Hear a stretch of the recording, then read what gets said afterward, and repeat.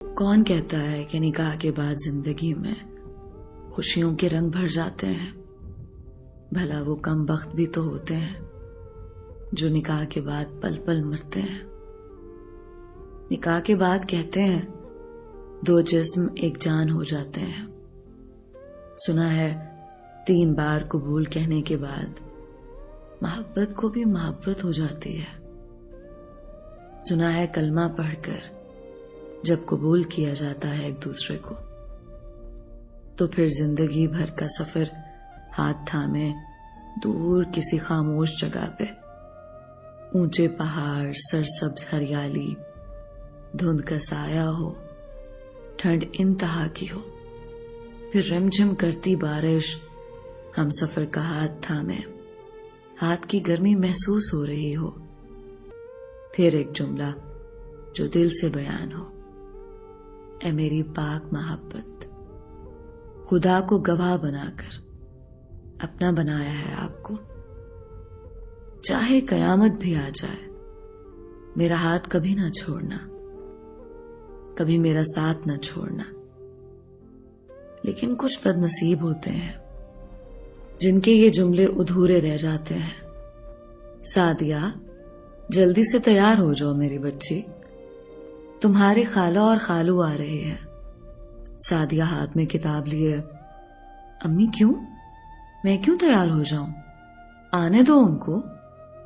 ماں محبت بھری نگاہ سے سعدیہ کی جانب دیکھنے لگی۔ میری بچی، وہ تمہارا رشتہ مانگنے آ رہے ہیں۔ سعدیہ بولی، امی مجھے بھی شادی نہیں کرنی نا۔ ماں نے پیار سے سمجھایا، بیٹی ایک نہ ایک دن تو تم کو اپنے گھر کا ہونا ہے نا۔ تمہاری خالہ کا بیٹا اچھا ہے، اپنا ہے، تمہارا خیال رکھے گا۔ سعدیہ خاموش ہو گئی۔ امی، لیکن ماں نے چپ کروا دیا۔ آصف ماں سے جھگڑا کر رہا تھا۔ امی میں نے سعدیہ سے شادی نہیں کرنی۔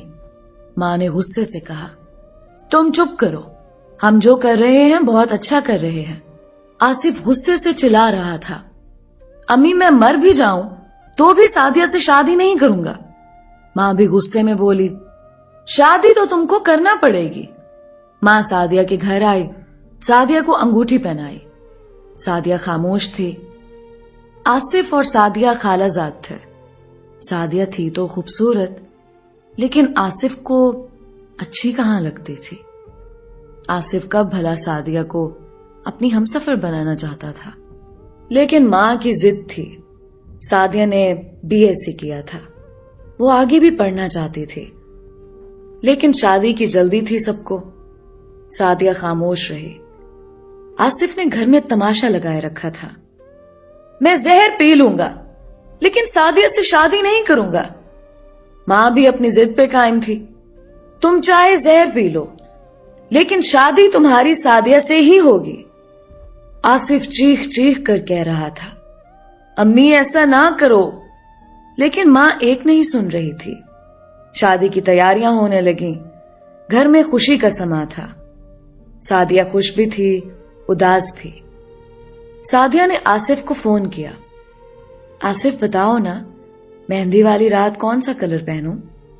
آصف نے غصے سے کہا، سعدیہ مجھے فون نہ کرو، امی سے پوچھو یا اپنی مرضی کرو۔ لہجہ بہت کڑوا تھا۔ سعدیہ اداس سی ہو گئی، بھلا آصف ایسے کیوں بات کر رہا ہے؟ مہندی کی رات تھی۔ آصف نے سب کے سامنے ہاتھ جوڑے، ہم ایک ساتھ خوش نہیں رہیں گے، امی آپ ضد نہ کرو۔ ماں نے آصف کو اپنی قسم دی، تم کو میری قسم ہے، اگر تم نے سعدیہ سے نکاح نہ کیا تو میرا مرا ہوا منہ دیکھو گے۔ آصف خاموش ہو گیا۔ کچھ یوں ہوا، آصف کی بہن کی شادی سعدیہ کے بھائی کے ساتھ طے پائی تھی۔ دونوں کی شادی ایک ہی دن تھی۔ نہ چاہتے ہوئے آصف نے سعدیہ کو قبول کر لیا۔ پہلی رات تھی، سعدیہ دلہن بنی بیٹھی ہوئی تھی۔ آصف کمرے میں گیا، سعدیہ انتظار کر رہی تھی۔ آصف کوئی بات کرنے کی بجائے قالین پہ لیٹ کر سو گیا۔ سعدیہ حیران تھی، आसिफ ने बात तक नहीं की मुझसे। वो उदास हो गई थी। दूसरे दिन भी आसिफ ने सादिया की तरफ नजर उठाकर भी नहीं देखा। भला एक औरत के लिए इससे बड़ा अजियत भरा लम्हा और क्या हो सकता है। दिन गुजरने लगे। आसिफ घर आता, सादिया से कोई बात ना करता। सादिया खाना लेकर आई।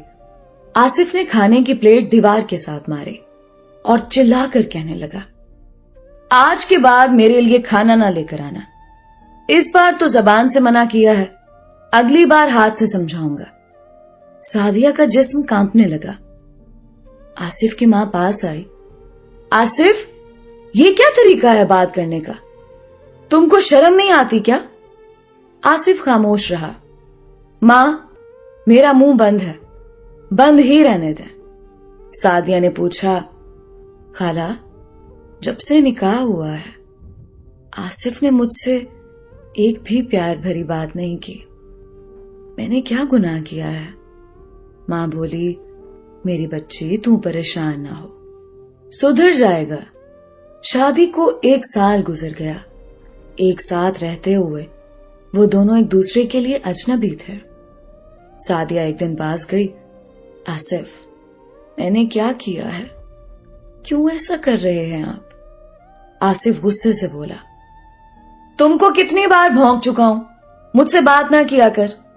सादिया रोते हुए बोली, आसिफ 1 साल गुजर गया है ये तलखी बर्दाश्त करते हुए। नहीं साथ रखना चाहते तो तलाक दे दो। आसिफ गुस्से से बोला, तलाक भी दे देता अगर बहन के घर की परवाह ना होती। सादिया कुछ कहने लगी। आसिफ ने सादिया के मुंह पर थप्पड़ मार दिया। दफा हो जा आप मेरे सामने से। सादिया आंसू बहाने लगी, अपनी किस्मत पे रोने लगी। ये क्या हो गया मेरे साथ? आसिफ छोटी छोटी बात पे तमाशा करता, जितना उससे हो सकता था। वो सादिया को जलील करता, मारता पीटता, सिर्फ इसलिए कि मां को अजियत दे। मां ने क्यों जबरदस्ती की? मां बेटे की जिद में एक मासूम फना हो गई थी। वो फूट फूट कर रोती, खाला क्यों किया मेरे साथ ऐसा? लेकिन कोई जवाब ना होता खाला के पास। फिर आसिफ की मां भी दुनिया से चल बसी। सादिया खामोश हो गई थी, किसी से कुछ ना कहती। मां बाप कहते, बेटी छोड़ दो उस बेगैरत को, तलाक ले लो और आ जाओ घर। लेकिन सादिया मुड़कर वापस देखती, अम्मी, मेरे 9 साल बर्बाद हुए हैं आसिफ के साथ।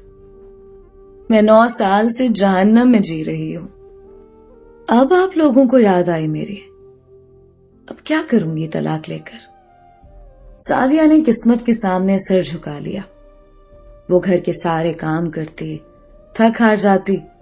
आसिफ आज भी सादिया से कोई बात ना करता था। वक्त गुजरने लगा।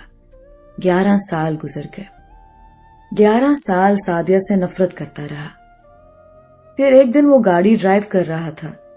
इतना भयानक हादसा पेश आया कि आसिफ की दोनों टांगें टूट गईं। डॉक्टर्स ने मशवरा दिया, टांगें काटनी पड़ेंगी, और वो दोनों टांगों से अपाहज हो गया। हाय किस्मत! उसका गुस्सा, अना, गुरूर, नफरत पल भर में फना हो गई। वो बेड पे पड़ा था, चीख रहा था। सादिया को पता चला, कयामत सी गिर गई उस पर। जब साथ निभाने का वक्त था, सादिया की अम्मी अबू कहने लगे, बेटी चल छोड़ अब इस अपाहज को, इसने कौन सा तुम्हारे साथ अच्छा सलूक किया, इसे जान छुड़ा ले अब। आसिफ का अब कोई सहारा नहीं था। आसिफ सादिया की जानिब देखने लगा। हाय, उसे सब जुल्म याद आने लगे। क्या क्या ना किया था उसने सादिया के साथ। 11 साल तड़पाता रहा था, मारता पीटता रहा। आज हालात कैसे बदल गए। सादिया की तरफ रहम की नजरों से देख रहा था। सादिया को देखकर हाथ जोड़ लिए। बस मैं खत्म हो गया, मेरी कहानी मुकम्मल हुई। मैं तुमसे नफरत करता था,